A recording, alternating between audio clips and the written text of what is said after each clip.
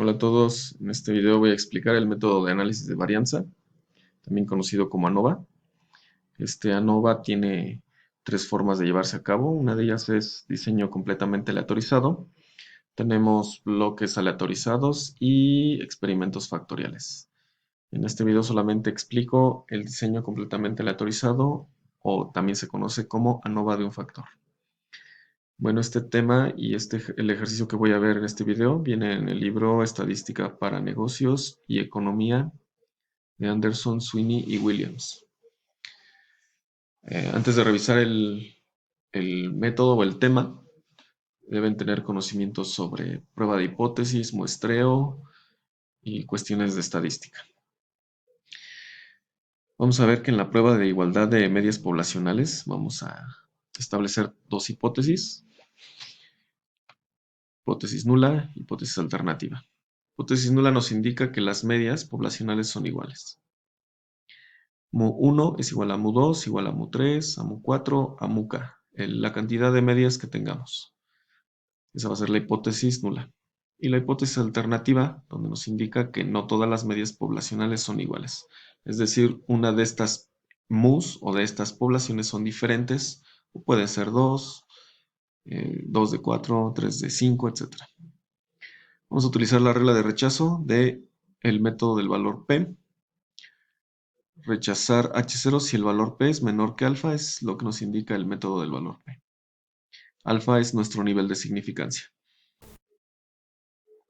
Y vamos a revisar un ejercicio para comprender más el método.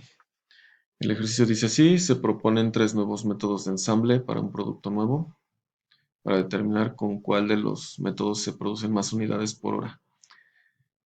Se elige un diseño de experimentos completamente aleatorizado y a 30 trabajadores seleccionados al azar se les asigna alguno de los métodos de fabricación.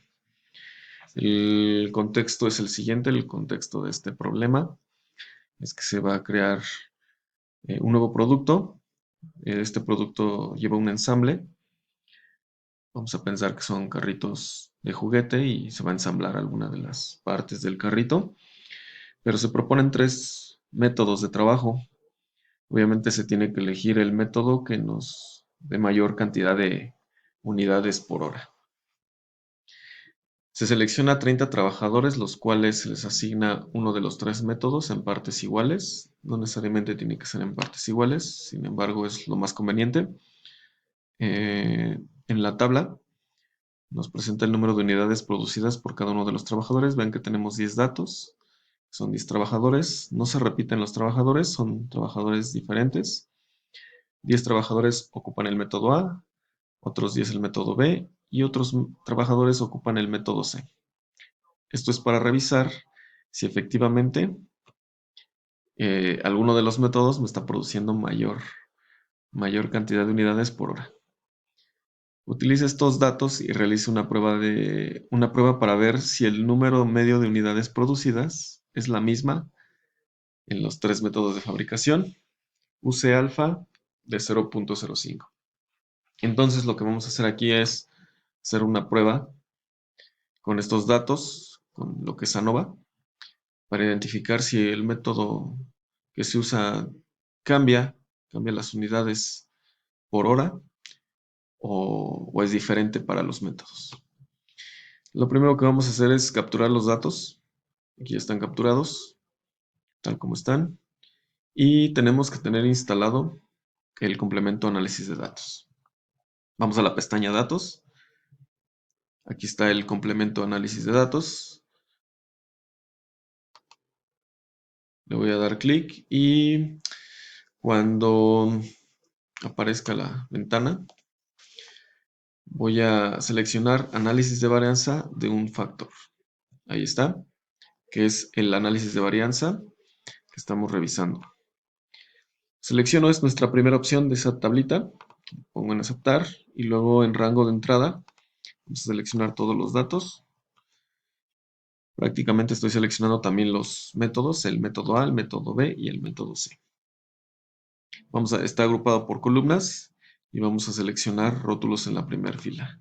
Estoy seleccionando rótulos en la primera fila porque, si se dieron cuenta, estoy seleccionando los títulos. Opciones de salida. Le voy a dar clic en una celda, entonces activo rango de salida.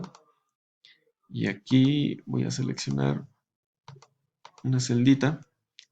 Puede ser cualquier celda, solamente que esté a la derecha del conjunto de datos. Bien, entonces tengo mi rango de entrada.